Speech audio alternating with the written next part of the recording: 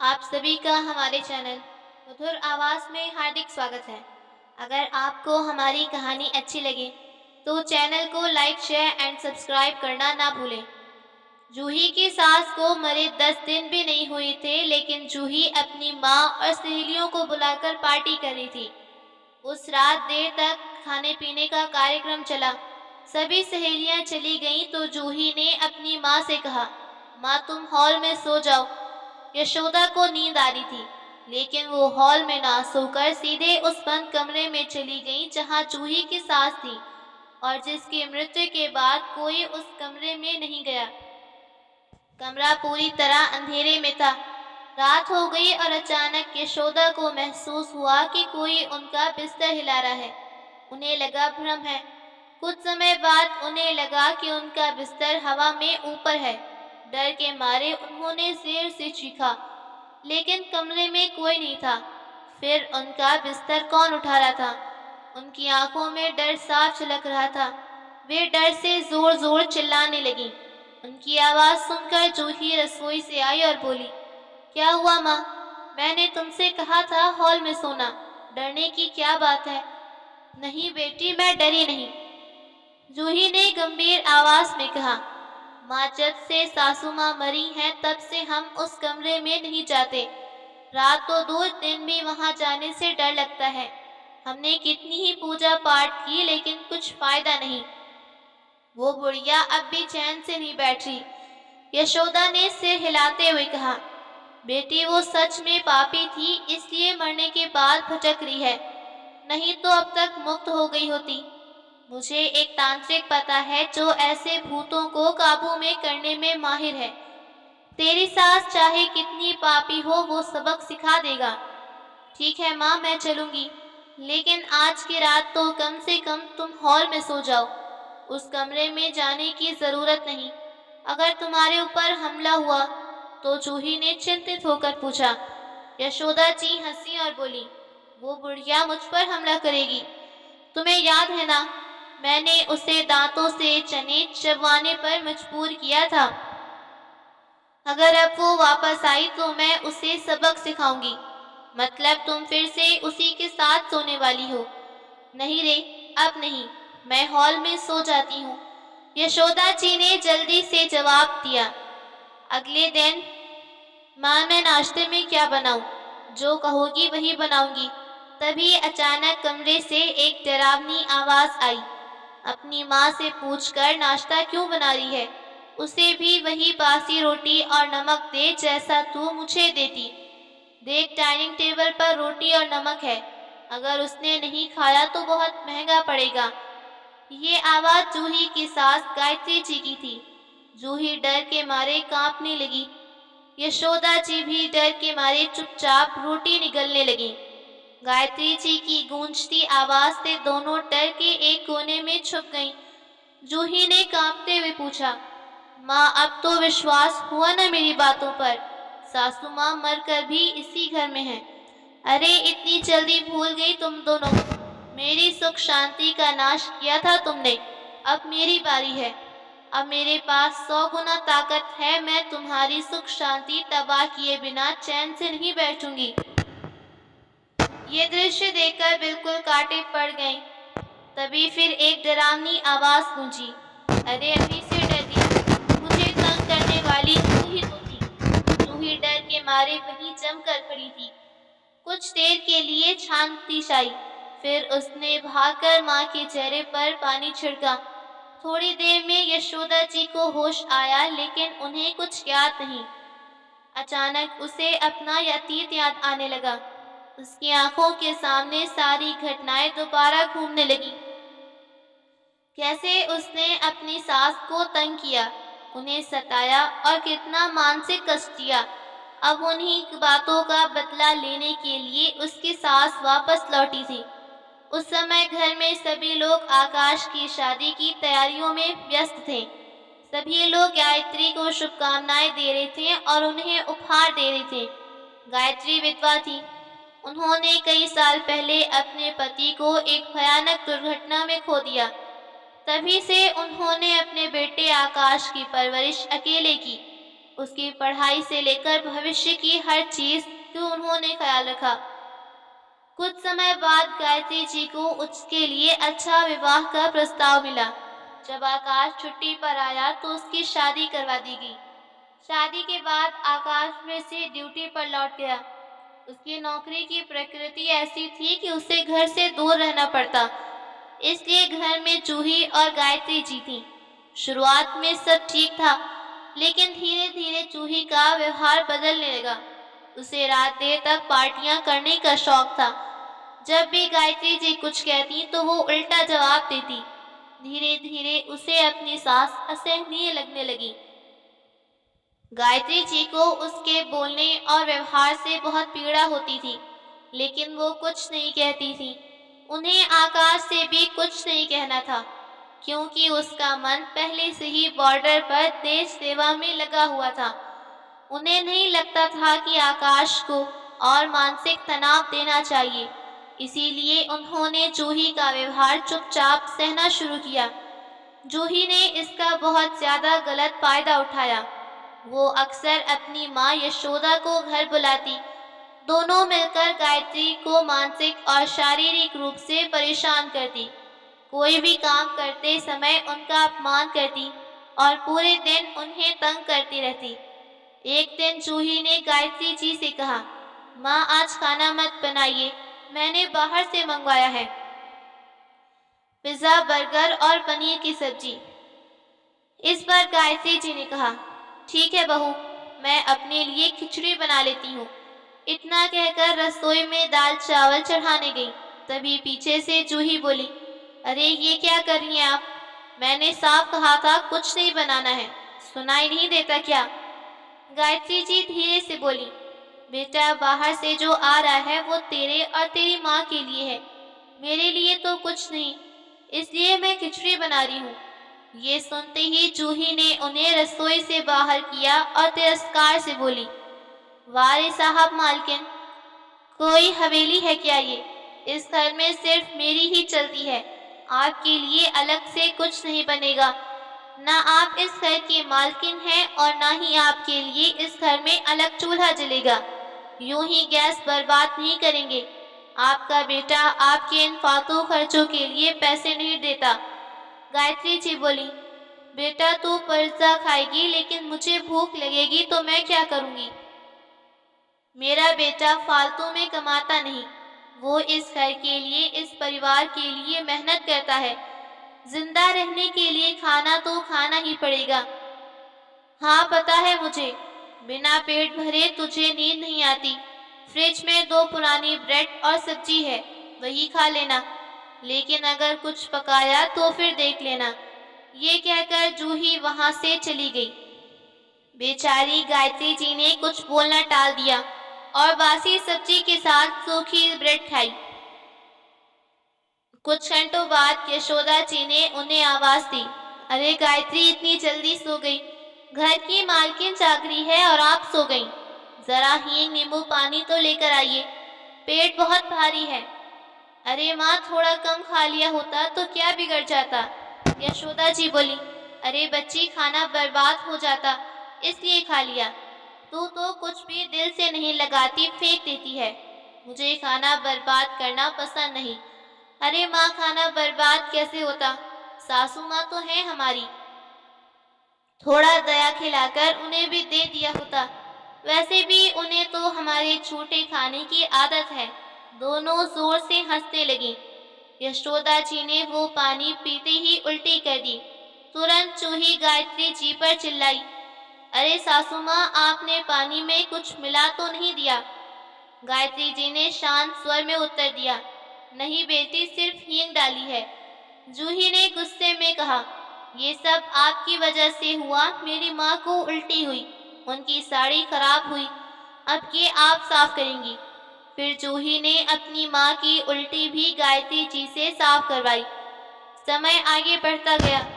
यशोदा जी भी ये खबर सुनकर घर में निश्चिंत थी, लेकिन जूही ने चिंता से पूछा, माँ आकाश तो अगले हफ्ते आ रही हैं, अगर उस बूढ़ी औरत ने कुछ बता दिया तो क्या होगा? वो तो घर से निकाल देगा।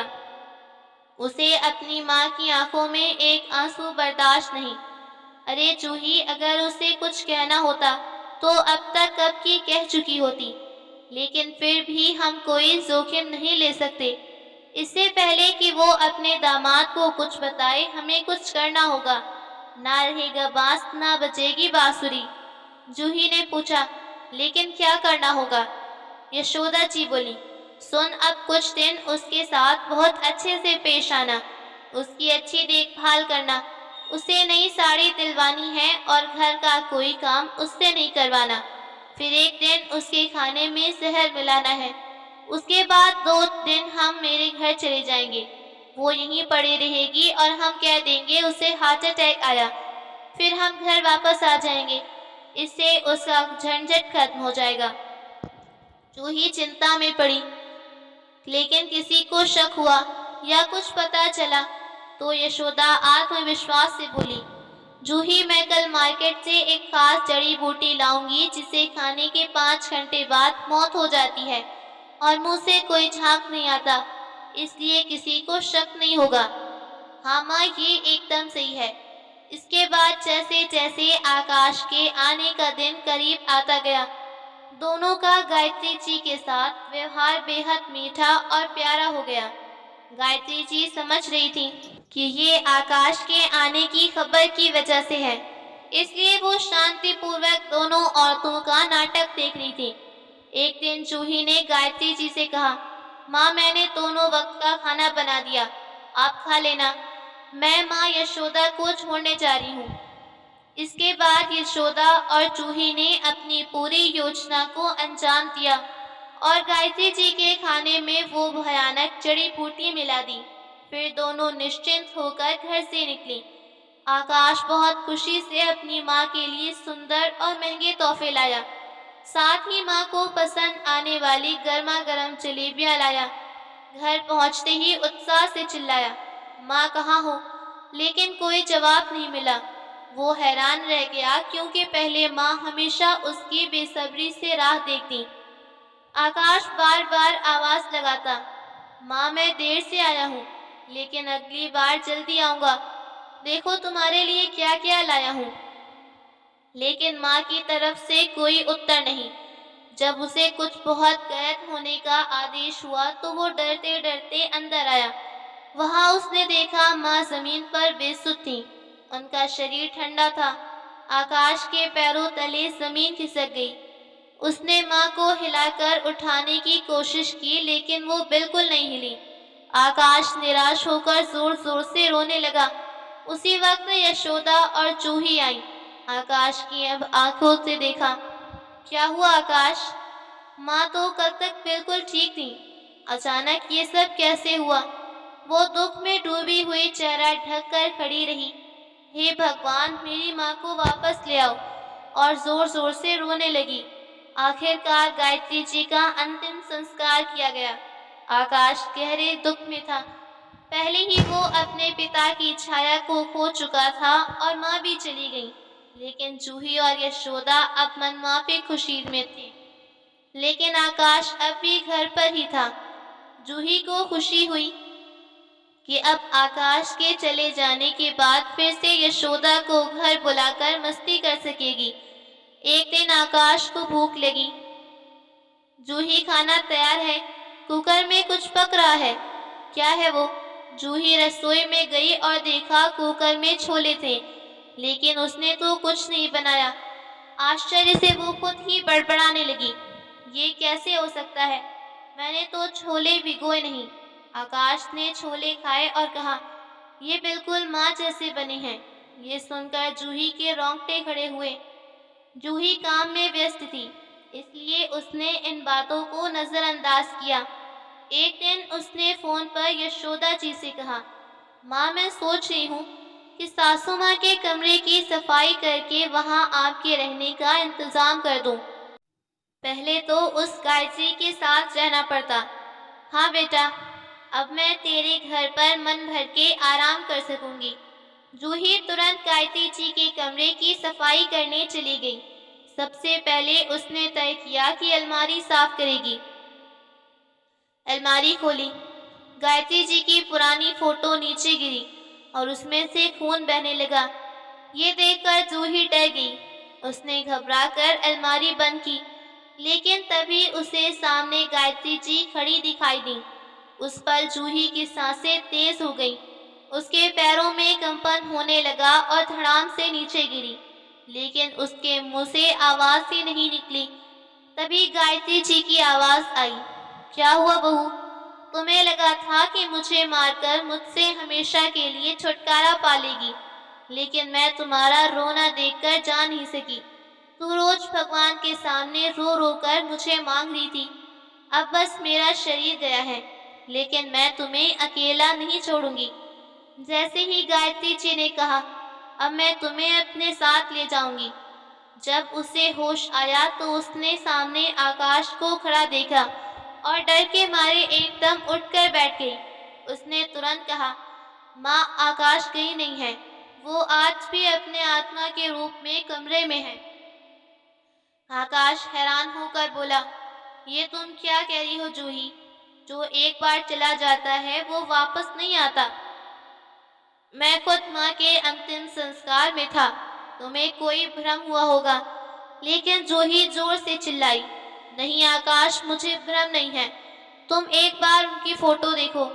फिर उसने जूही का हाथ पकड़ा, उसे कमरे में ले गया। देखो, मैंने कहा था तुम्हें भ्रम हुआ है। यहाँ कोई खून नहीं है। उसे आकाश के पीछे खड़ी गायत्री जी साफ साफ दिखाई दे रही थी। जूही डर के मारे चीख पड़ी और कमरे से भाग गई। उसने कितनी भी पूजा अर्चना की, मंत्र तंत्र किए, लेकिन हमेशा घर में गायत्री जी की उपस्थिति महसूस करती। उसके एक दिन पहले यशोदा घर आई। रात को वो गायत्री जी के कमरे में सोने चली गई, लेकिन अचानक उसका बिस्तर हिलने लगा। वो डर के मारे चीख पड़ी। अगले दिन अचानक उसने गायत्री जी की डरावनी आवाज और शरीर में सिरहर दौड़ाई। तभी गायत्री जी उसके सामने आई और बोली, आकाश तो चला गया, अब तुम्हारा आखिरी काम पूरा करने आई हूँ। यशोदा और जूही डर से कांपने लगी। उस दिन मैंने तो सिर्फ रोटी सब्जी खाई थी। फिर अचानक मेरी छाती में दर्द होने लगा और मेरी सांसें रुकने लगी। मेरे खाने में ऐसा क्या मिलाया गया था, मुझे बताओ। भय से जूही ने कबूल किया, माँ, मेरी कोई गलती नहीं। ये सब माँ ने तय किया। उसी ने वो जहरीला पदार्थ ला कर दिया और कहा कि इससे मौत हो जाएगी, कोई लक्षण नहीं दिखेंगे और सबको लगेगा कि तुमने प्राकृतिक मौत पाई। मैंने तो मना किया था, लेकिन वो सुनने को तैयार नहीं। ये सुनकर यशोदा गुस्से से बोली, वाह रे लड़की, कमाल है। शुरू से ही तू अपनी सास को सहन नहीं कर पा रही थी। जब दामाद घर पर नहीं होते तब तू उन पर अत्याचार करती, और अब खुद को बचाने के लिए सारा इल्जाम मुझ पर डाल रही हो। ऐसी बेटी किसी को ना मिले। यशोदा और जूही ने जोरदार झगड़ा हुआ। तभी अचानक आकाश वहां आ गया। उसे देखते ही जूही चुप हुई और बस उसकी ओर देखती रही। अरे, दोनों अचानक चुप क्यों हो गई? जब इतना कुछ कह दिया तो ये भी बता दो कि मेरी माँ पर कैसे कैसे अत्याचार किए थे, और हमेशा मुझसे शिकायत करती कि माँ तुझसे बुरा व्यवहार करती है, तुझे सताती है। ना सिर्फ तुमने उसकी हत्या की गई, बल्कि तुम्हारी पूरी साजिश मेरे कैमरे में रिकॉर्ड हो गई। ये सुनकर जूही घबरा गई।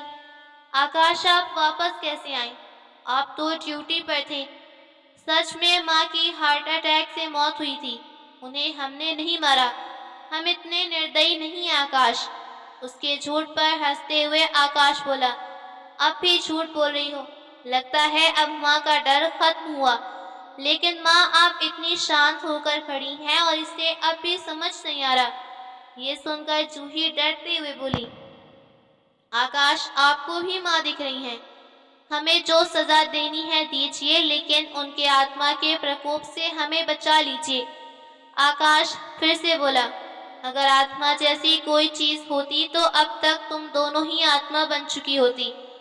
ये सुनते ही जूही को अपनी आंखों पर विश्वास नहीं हुआ। क्या ये जिंदा है?